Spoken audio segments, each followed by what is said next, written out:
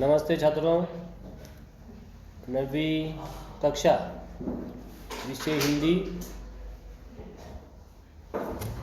सिंधु का जल, यह 4 नंबर की कविता हम देखने जा रहे हैं, जिसको अशोक चक्रधर इन्होंने लिखा है।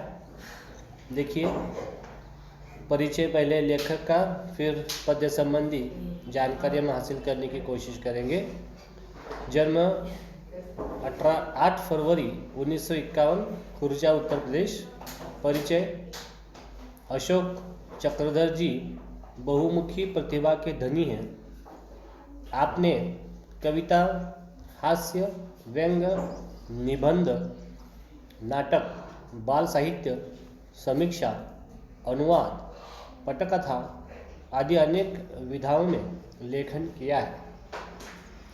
प्रमुख कृतियाँ: बूढ़े बच्चे, तमाशा, खिड़कियाँ, गोलगप्पे, जो करे सो जोकर आदि कविता संग्रह।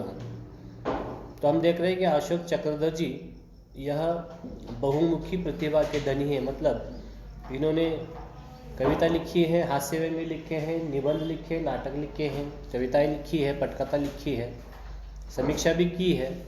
तो बहुत सी ऐसी विधाओं में उन्होंने लेखन किया है, इसलिए उनको बहुमुखी प्रतिभा के धनी जो है कहा गया है। अब पद्य संबंध देखिए। नई कविता संवेदना के साथ मानवीय परिवेश के संपूर्ण वैविध्य को एक नए शिल्प में अभिव्यक्त करने वाली काव्यधारा है। प्रस्तुत कविता के माध्यम से चक्रधर जी ने सभ्यता, संस्कृति, इंसानियत, सर्वधर्म समभाव, पर दुखकारकता आदि मानवीय गुणों पर दृष्टिक्षेप किया है।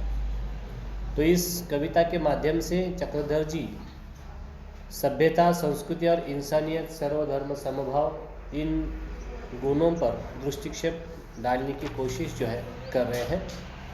देखिए, पद्य शुरू करने से पहले विद्यार्थियों के साथ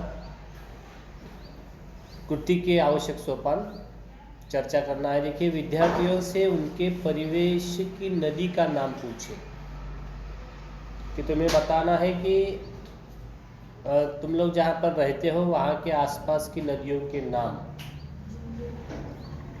क्या है। आसपास आसपास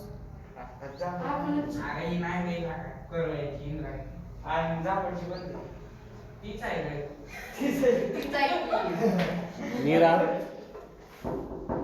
नीरा नदी, चंद्रभागा भी है।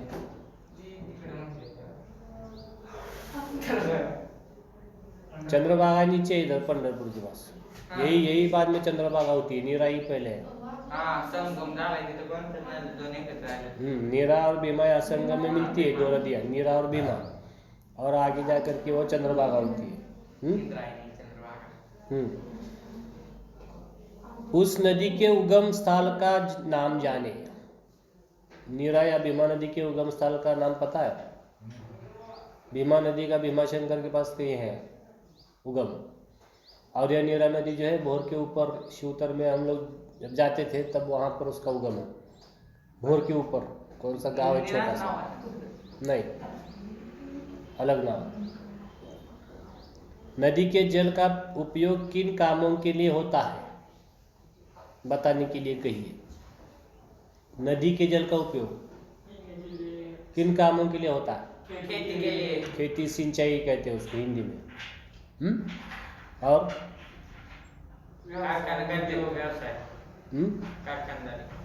कारखाने के लिए भी उसका पानी इस्तेमाल किया जाता है, ठीक है।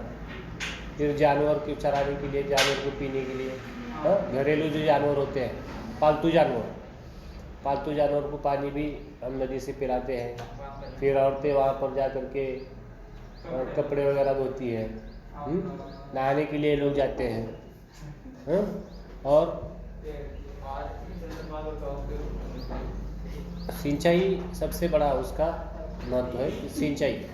खेती के लिए उसका जो है उपयोग किया जाता है। हाँ, नहाने के लिए स्विमिंग के उसका उपयोग किया जाता है।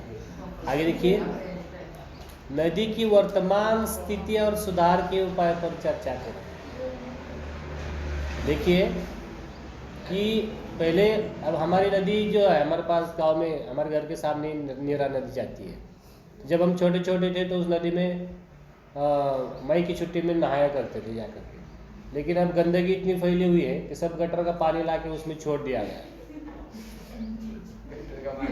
पहले नहाते थे हम, उसको मुंह में पी लेते थे, लेकिन अब इतना गंदा हो गया है कि सब पूरे गांव में जितनी भी गंदगी है सब ला करके उस नदी में छोड़ दिया। अब करीब करीब सब नदियों का यही हाल है, गंगा से लेके सारे। गंगा नदी के किनारे में 10 दिन था, 10वीं के और 9वीं के बच्चों का कैंप लेकर के मैं हरिद्वार गया था, 2005 की बात है। महर्षि शंकर मोहिती प्रशाला में तब था, स्काउट का कैंप लेकर के मैं 10 बच्चों को लेके गया था वहाँ पर, और हमने टेंट लगाया था गंगा नदी के किनारे, बिल्कुल किनारे। अब नहाने के लिए वहाँ तो बाकी व्यवस्था थी, लेकिन बच्चे चाहते थे कि नदी में नहाए। तो जैसे हम एक बार परमिशन निकाल के नदी में नहाने के लिए गए, तब देखा इतना गंदा पानी है वहाँ पर, तो बच्चों ने नहाना तो दूर, हाथ में भी नहीं लिया उसे। बोले सर यहाँ नहीं नहा सकते, बहुत गंदा पानी है। हरिद्वार में, यहाँ हरिद्वार के कुछ ही ऊपर उसका उगम है उस नदी का, तो वहाँ तक आने पर भी इतनी गंदी है, तो वहाँ से देखिए आगे क्या होता होगा। और वहाँ पर जो वो स्मशान घाट जिसको कहते हैं, तो वहाँ से काफ़ी सारे अधजले जो है मुर्दे नदी में, मतलब उसको ढकल दिया जाता है, पूरा जलने भी नहीं देते वो लोग। क्या करते हैं कि वेटिंग होता है वहाँ पर जलाने के लिए। अब कुछ बड़े लोग होते हैं, उनकी अंतिम इच्छा होती है कि हरिद्वार में हमारा अंतिम संस्कार हो। अब उनके जो प्रियजन हैं, बेटे हैं, बेटियां हैं, लेकर के आती है किसी वाहन में, ला करके उनको वहाँ पर उनका क्रियाक्रम जो है अंतिम संस्कार वहाँ पर किया करते हैं। और वे लोग, उनके पास इतना टाइम नहीं कि वो पूरा जलने तक के रुके। जैसे ही जलाने शुरू कर दिए निकल लेते वहाँ से, फिर उसको पूरा जलने भी नहीं देके बुझा देते वो लोग, और उसको धकेल देते नदी में, और दूसरी डेड बॉडी लेते जलाने के लिए, क्योंकि वहाँ पैसे मिलते हैं उनको, उसके बहुत सारे पैसे जो क्रियाक्रम में लगते हैं। तो ये बड़े लोगों का हमने देखा, काफ़ी सारी डेड बॉडी हमने देखी वहाँ पर। हमको लगा पहले कुछ खून वून का चक्कर है क्या, लेकिन जब PSI से पूछा तो बोला ऐसे घटना यहाँ पर हर रोज़ घटती रहती है, कि लोगों के पास टाइम नहीं है अपने प्रियजनों को पूरा जलाने तक के भी, इतने बिजी हो गए लोग। और फिर उनके पास कुछ लोग ऐसे उन्होंने हाजिरी से लगा रखे हैं, ढक लो इसको, फिर जहाँ भी आड़ेगा वहाँ भी ले जाके ढकल दे, नीचे जाती है डेड बॉडी, उसको कहाँ जाती है पता नहीं। और ये लोगों की अस्थि जो होते हैं, अस्थि कलश, इसमें क्या होता है, हाँ तो हाँ हड्डियों की राख होती है उसमें ना, तो ये लोग हड्डियों की राख नहीं लेके जाते, ये तो लकड़ियों की राख लेके जाते हैं। हड्डी तो अभी पूरा जला ही नहीं, कहाँ से राख होगी उसकी। तो पूरा प्रदूषित कर रखा है नदियों को लोगों ने, इतना प्रदूषित कर रखा है कि उसमें नहाने पीने की तो बात ही नहीं, नहा भी नहीं सकता आदमी, हाथ पैर भी डालने के लिए आदमी परेशान होता है। तो इतनी गंदगी जो है गंगा नदी में हमने देखी। अब कोई भी नदी आप लो, किसी भी नदी का पानी स्वच्छ नहीं मिलेगा। पहले पीने लायक पानी था और 12 महीने रहता था पानी नदी में। अब क्या परिस्थिति है, अब खत्म हो गया पानी से। हुआ कि नहीं नदी का पानी, कितनी बारिश हुई थी। अगर इसको हम कहीं रुका सकते या कोई स्टोर कर सकते तो 1 साल तक की हमारे पानी की चिंता मिट जाती थी। लेकिन ये बहाव की वजह से बह जाता है, इसको रुकाने की कोई यंत्रणा नहीं है। इसलिए यह क्या हो रहा है, पानी दूषित भी हो रहा है। और फिर दूसरा उसका कारण है, देखिए कि कारखाने की जो भी गंदगी है वो सब ले जाके नदी में ही छोड़ते हैं। हाँ, इससे जो फसल है, फसल को भी फर्क पड़ता है, उसमें काफ़ी सारे केमिकल होते हैं। और अगर ऐसा पानी हमारे पालतू जानवरों के पीने में आ गया तो सोचिए क्या होगा, फिर जानवरों में भी बीमारी आ जाएगी। केमिकल जो है जानवरों के पेट में चले जाएंगे, फिर जानवर बीमार पड़ेंगे। और जानवर जब बीमार पड़ेंगे तो किसान भाइयों की लिए बहुत बड़ी समस्या होगी। तो यह हमने क्या किया कि नदी की वर्तमान स्थिति पर और उसके सुधार पर चर्चा करा है। अब सुधार हमने देखा कि वर्तमान स्थिति क्या है नदी की। अब मैंने ये बात कही 2005 की, 15 साल हो गए उसको। अब 15 साल के बाद क्या हाल हुआ होगा? ये तो दूषित ही हो नहीं, इसको साफ सुथरा तो हो ही ना। गंगा नदी को साफ करने के लिए कितने सारे फंड्स आते हैं, कितना सारा पैसा इन्होंने वेस्ट किया है, अभी कुछ नहीं हुआ उसका।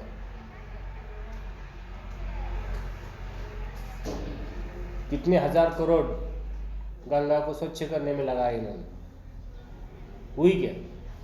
नहीं हुई, नहीं हो सकती। तो हमारे देश के जो भूतपूर्व राष्ट्रपति थे APJ अब्दुल कलाम साहब, उन्होंने कहा था कि नदियों को जोड़ो। यहाँ मतलब कुछ नदियाँ ऐसी है जो 12 महीने बहती रहती है, और कुछ इंडिया का हिस्सा ऐसा है जहाँ पर पानी नहीं है। तो उन नदियों को जहाँ पर ज़्यादा पानी है, वेस्ट जा रहा है समुद्र में, तो उसको रुका कर या फिर उसका ऐसा मार्ग डाइवर्ट करके ऐसे जगह पे पानी हमें ले जाना चाहिए जहाँ पर बिल्कुल पानी नहीं है। अब राजस्थान का कुछ हिस्सा हमने देखा तो वहाँ बिल्कुल पानी नहीं है, 2-2, 3-3, 4-4 किलोमीटर से पानी लाना पड़ता है उनको पीने के लिए। अब देखिए वहाँ सिंचाई कैसे होगी, खेती कैसे होगी, फिर पानी नहीं होगा तो। अगर ऐसे जगह पानी पहुँचता है, कोई नदी का कैनल, कोई छोटी सी नाली पहुँचती है, तो हो सकता है कि वहाँ भी कुछ फसल वहाँ उगाई जा सके। हो सकता है कि नहीं हो सकता?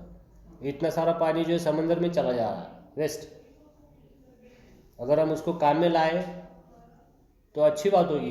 कितना सारा ज़मीन जो है जो बंजर हो चुकी है, कुछ वहाँ से कुछ उपजता नहीं है, वहाँ पे हम खेती कर सकते हैं। तो उस पर काफ़ी सारी बहस हुई, लेकिन बहुत से लोगों ने बताया कि यह नामुमकिन है, नदी जोड़ प्रकल्प। या ऐसे नदियों को जोड़ा जाए कि जो 12 महीने इसमें पानी रहता है, और ऐसी जगह पर ले जाए पानी कि जहाँ पर नहीं है बिल्कुल। तो काफ़ी हजारों हेक्टेयर ज़मीन जो है फसल दे सकती थी हमें उसके माध्यम से, लेकिन हो नहीं पाया वो। कि इसमें क्या है कि बहुत बड़ी इच्छा शक्ति की भी ज़रूरत है। अभी गवर्नमेंट को लगना चाहिए कि ये बात होनी चाहिए हमारे देश के किसानों के लिए, तब जाके ये होगा। इसमें तो काफ़ी सारा खर्चा भी आना है, बहुत खर्चा इसके लिए आएगा, लेकिन अगर उसका ज़मीन, कितनी बड़ी ज़मीन जो है खेती के अंदर आएगी, वो अगर देखें तो ये खर्चा कुछ भी नहीं है, सबको पानी मिलेगा। तो हमने देखा कि वर्तमान स्थिति, फिर सुधार इसके लिए क्या है, बताइए क्या कर सकते हैं इसके सुधार के लिए कि पानी गंदा ना हो और नदी की वर्तमान स्थिति सुधरे। इसके लिए हम क्या कर सकते हैं, बताइए। कुछ नहीं कर सकते, क्या करेंगे बताओ?